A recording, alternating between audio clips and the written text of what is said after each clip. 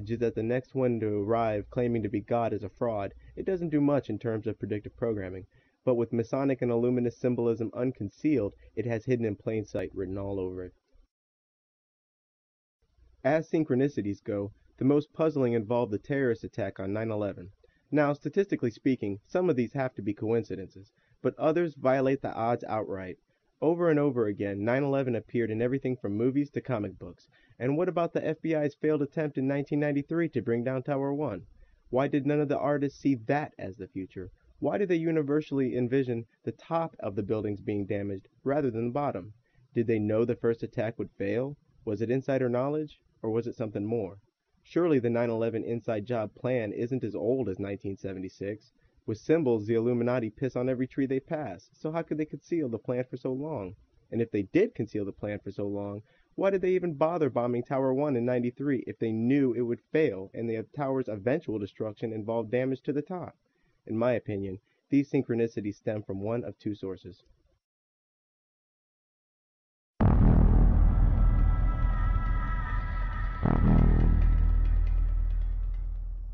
Hello, ladies and gentlemen. I'm so glad that you could join us today for this Wednesday, July 25th, 2001 broadcast. And I'm going to put the call out that you call the White House and tell them, look, we've seen the news stories that you've wanted to blow things up, that you have blown things up, and that you're saying that 4 million of us are going to die and we need martial law and the Associated Press at one of your little drills you had.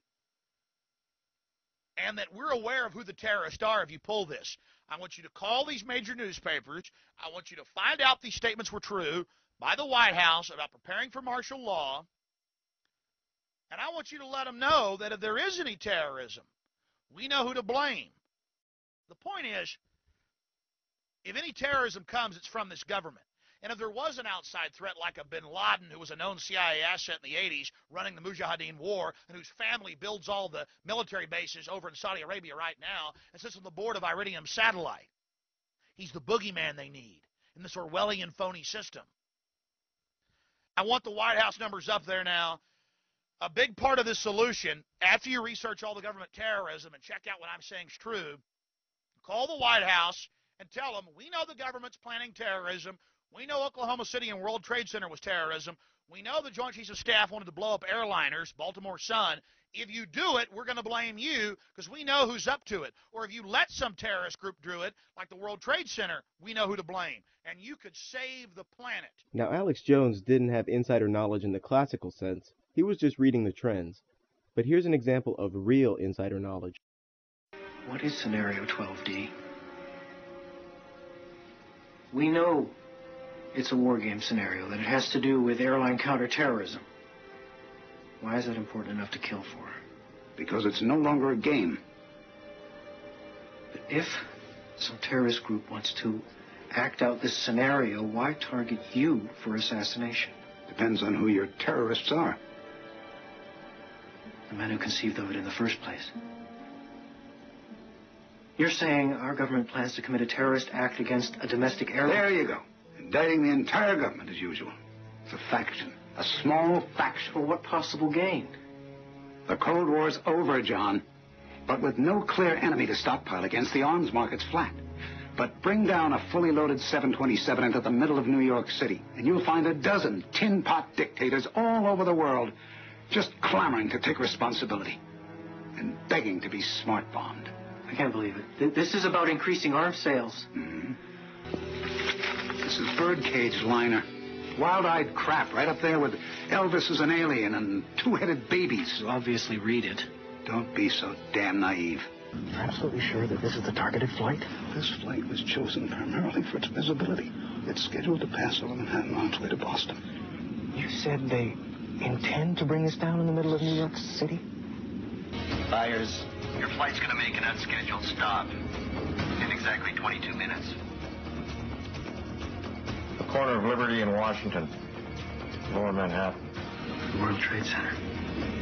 I'm going to crash the plane into the World Trade Center. I'll tell the flight crew.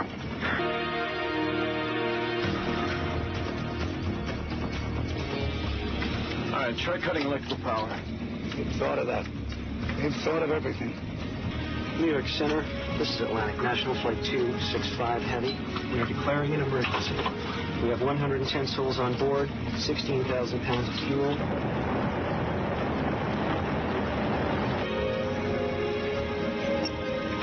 We've got manual override.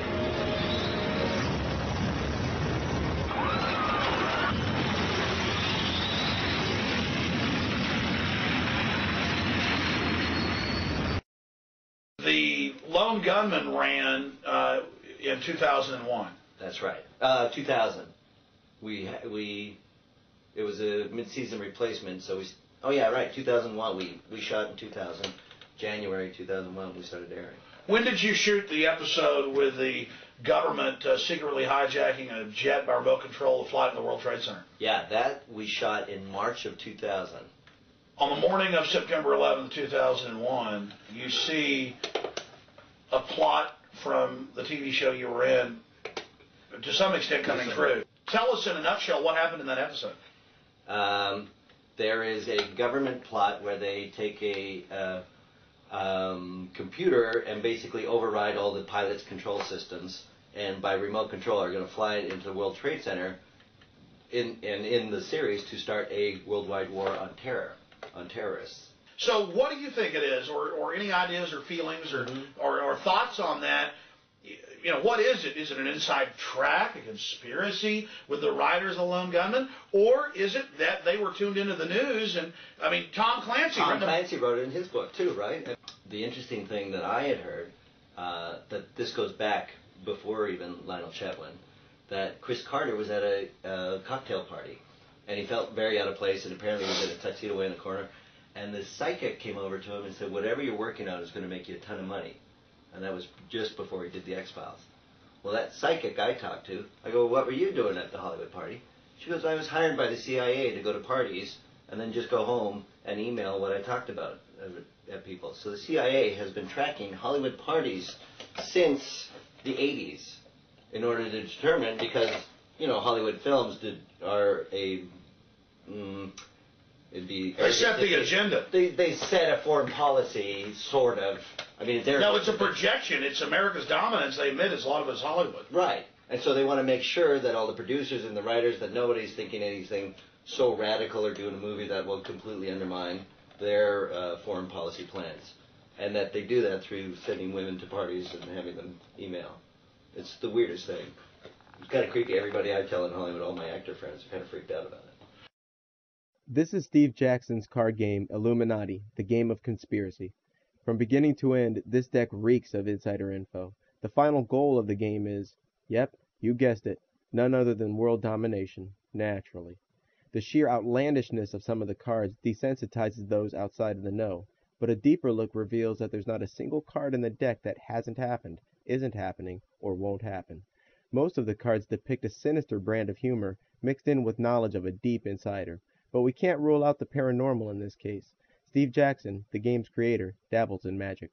Steve Jackson, founder of Steve Jackson Games, owned a spin-off company called Illuminati Online, which eventually became a website hosting company whose servers were based in Austin, Texas. In 1990, the Secret Service raided Illuminati Online and ran off with their servers. After losing the case in federal court, the Secret Service was forced to return the servers and pay Illuminati Online $50,000. Then, in 1999, Wired magazine reports that a group of hackers broke into campaign website of then presidential hopeful George W. Bush, only to find out that George's website was hosted by none other than Steve Jackson's Illuminati Online. And while you try to contain your amazement, I'm going to analyze this guy's psychology. First, hosting your campaign website from Illuminati Online is completely unnecessary. Why not teddybears.com or praisejesus.org? It's not like other insiders need help identifying you. Your family has been calling for a New World Order since there was a New World Order. Just another example of them giving clues they needn't give. So, if not by insider info, then what's the other angle?